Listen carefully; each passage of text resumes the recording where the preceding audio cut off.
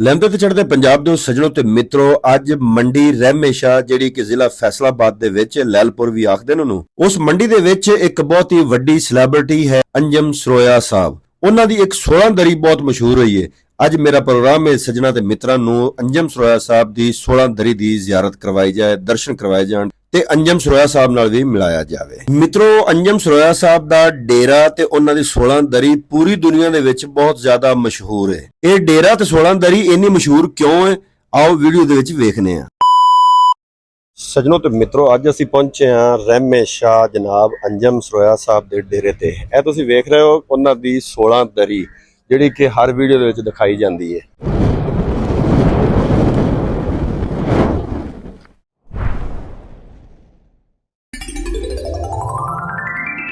जी, लहंदे ते चढ़ते पंजाब के सज्जनों तो मित्रों, जैसा कि मैं अर्ज किया है कि यह है जनाब अंजम सरोया साहब की 16 दरी जी कि हर वीडियो के बहुत ज़्यादा विखाई जाती है और वाकई ठंडी है। असी भी बैठे रहे काफ़ी देर, हुण भी दोस्त मेहमान बैठे हुए बेचते। और इस तो इलावा यह उन्होंने डेरे का एक बहुत ही पुराना दरख्त है, बोर्ड का दरख्त है। और तुसीं वेखदे पे हो कि थल्ले माल डंगर साया भी है, जानवर बैठे ने। और सामने तुसीं वेख रहे हो कि प्लेटां लगियां हुई ने, इधर भी माल डंगर का सारा कुछ है उन्हां दा। यानी कि एक भरपूर डेरा, जिवें एक जिमीदार का डेरा, वड्डे जिमीदार का डेरा हुंदा ना। ते और साडे कागज़ां ते हैगे भी बहुत वड्डे जिमीदार ने। ਇਹ ਉਹਨਾਂ ਦੇ ਅਸੀਂ ਡੇਰੇ ਤੇ ਅੱਜ ਆਏ ਸੀ। ਖੁਸ਼ਕਿਸਮਤੀ ਨਾਲ ਉਹਨਾਂ ਨਾਲ ਮੁਲਾਕਾਤ ਵੀ ਹੋ ਗਈ। ਅੱਗੇ ਸਬਜ਼ੀ ਦੇ ਖੇਤ ਵੀ ਖੜੇ ਤੁਸੀਂ ਦੇਖ ਸਕਦੇ ਹੋ, ਸੋਲਰ ਪਲੇਟਾਂ ਲੱਗੀਆਂ ਹੋਈਆਂ ਨੇ। और उखराणियां जिन्होंने असीं खुरलियां कहने पंजाबी दे विच, वो भी तुसीं वेख सकते हो। यह अंदर भी माल बैठा है, बरांडे दे विच टोका लग्या और एक और टोका अगे लग्या। यह बरगद दा पुराना दरख्त दाड़ी वाला, थल्ले चार पाई और इधर कबूतर वगैरह भी थल्ले रखे ने, खुडे बने ने।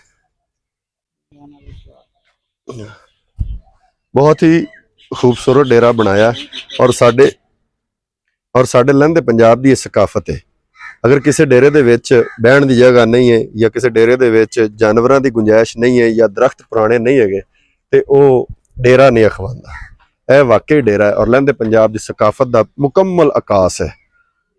और तुसी एक चीज़ तुहानूं मैं होर विखावां कि इस बरगद दे दरख्त दे विच पिंजरे पै होए ने। यह तुसी देखो, ये जिंदे विच रंग बिरंगे तोते भी बैठे हैं।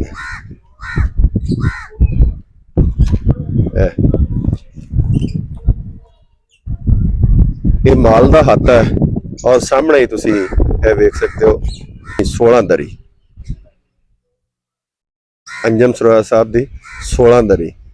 और ये वो 16 दरी है जिन्हों ये एजाज हासिल है कि ना सिर्फ लहंदे पंजाब दे बल्कि चढ़ते पंजाब तो भी लोग आते हैं और इत्थे बह के चाय पानी उन्होंने खिदमत की जाती है।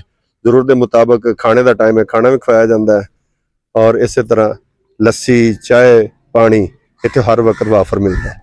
मित्रों, अंजम सरोया साहब नूं अगर इन्नी इज्जत मिली है ना सिर्फ लहंदे पंजाब दे विच बल्कि चढ़दे पंजाब छड्ड के पूरी दुनिया दे विच बहुत ज्यादा अदब ते एहतराम नाल अंजम सरोया साहब दा नाम लिया जाता है। उसकी एक खास वजह है, असीं मिल के इस नतीजे ते पहुंचे हां कि अंजम सरोया साहब हर मेहमान नूं खड़े होके मिलदे ने, अपने हत्थ नाल पानी पिलांदे ने, चाय पिलांदे ने, आप पवांदी बहिंदे ने ते प्राहुणे नूं सरांदी बांधदे ने।